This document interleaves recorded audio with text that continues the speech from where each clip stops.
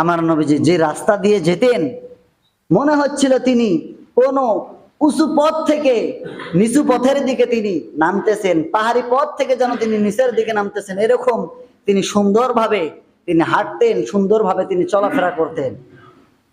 আমার নবীজি এরকম ছিল। মা আয়েশাকে জিজ্ঞাসা করা হয়েছিল যে নবীজির চরিত্র কেমন কেমন ছিল।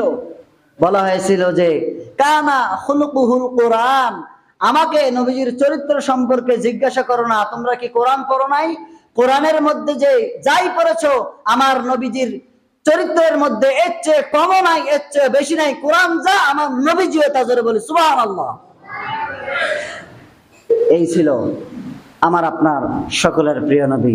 সেই নবীজিকে বাস্তব জীবনে তার সিরাতকে অনুসরণের প্রয়োজন আপনার আমার আছে না নাই?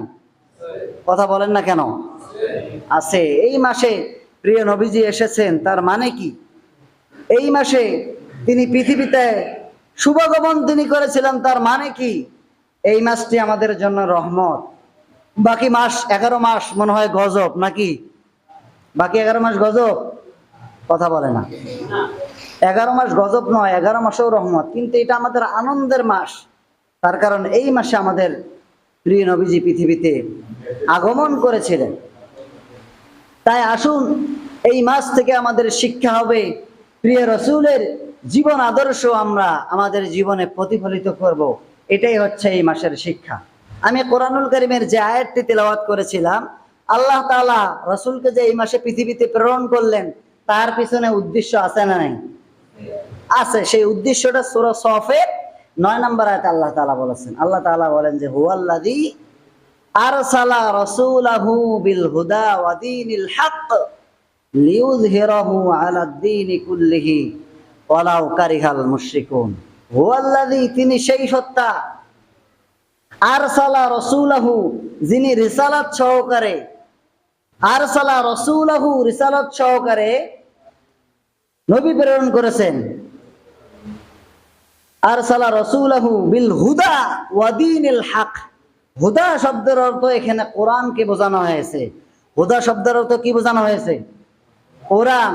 বিল হুদা, হুদা সহকারে প্রেরণ করা হয়েছে। ওয়া দীনিল হক, সত্য দিন সহকারে। কি করবেন তিনি সত্য দিন নিয়ে এসে?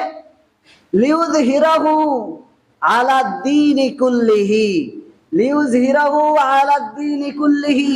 পৃথিবীর মধ্যে যত দিন, যত ধর্ম, যত বর্ণ, যত পৌত্তলিক, যত মুশরিক, যত আগুন পূজারী, পাথর পূজারী, এরপরে বিভিন্ন পূজার সঙ্গে যারা জড়িত, সমস্ত কিছুকে মূলোৎপাটন করে লিইয়ুযহিরাহু আলাদ দীনি কুল্লিহি, আল্লাহ তাআলার দ্বীনকে সমাজে ইসলাম প্রতিষ্ঠিত করতে পারেন, ইসলামকে নিশ্চিত করতে পারেন। এই জন্য আল্লাহ তাআলা প্রিয় রসুলকে পৃথিবীর মধ্যে প্রেরণ করেছেন। জোরে বলে সুবহানাল্লাহ। তাহলে নবীজির পৃথিবীতে আসার উদ্দেশ্য আমরা কোরআন থেকে পাইলাম যে পৃথিবীর কোনো মতবাদ, কোনো আইন, কোনো কানুন চলতে পারে না। যদি চলতো তাহলে প্রিয় রসুলকে পৃথিবীতে পাঠানোর কোনো কারণ প্রয়োজন হতো না।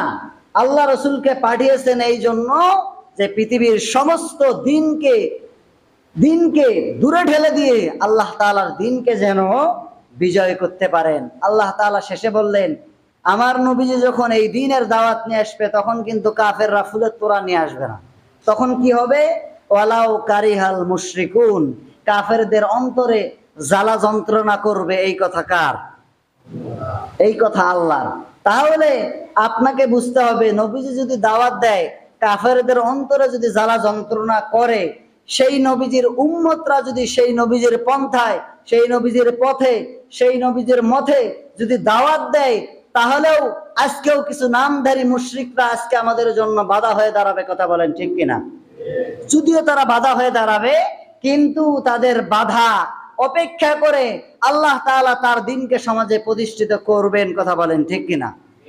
আল্লাহ তাআলা বলেন যে ইউরিদুনা লিউতফিউ নূরাল্লাহ, কাফেররা চায় বিভিন্ন ট্যাগ দিয়ে ইসলামটাকে বন্ধ করে দিতে চায়।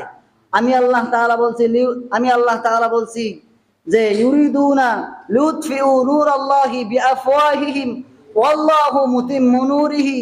আমি আল্লাহ তাআলা কাফেররা যত ষড়যন্ত্র করুক, চক্রান্ত করুক, আল্লাহু মুতিম্মু নূরিহি, আমি আল্লাহ তাআলা দ্বীনকে সমাজে প্রতিষ্ঠা করবই করব, এর মধ্যে কোনো সন্দেহ নেই। কথা বলেন ঠিক কিনা? আল্লাহ তাআলা যা বলেন তা অবশ্যই প্রতিফলিত হবে, এটা আমরা বিশ্বাস করি। এই জন্য কাজ করতে হবে আমাদের। এই জন্য কাজ করতে হবে কাদের?